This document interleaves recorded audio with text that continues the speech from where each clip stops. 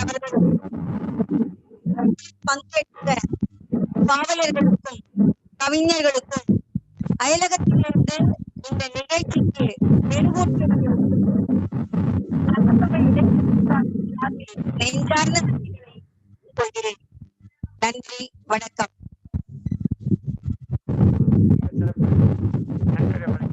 நன்றி. இந்த நிகழ்வில ஒரு சின்ன கருத்து சொல்லுகிறேன். நாளைக்கு கிறிஸ்துவர் தினம். அனைவருக்கும் சங்கத்தமிழ் இலக்கிய பூங்காவின் சார்பிலே நம்முடைய கிறிஸ்துவர் வாழ்த்துக்களை தெரிவித்துக் கொள்கிறோம். நாளை தினம் மாலை 6 மணிக்கு சங்கத்தமிழ் இலக்கிய பூங்காவின் அயலக கவியரங்கம் நடைபெற இருக்கிறது.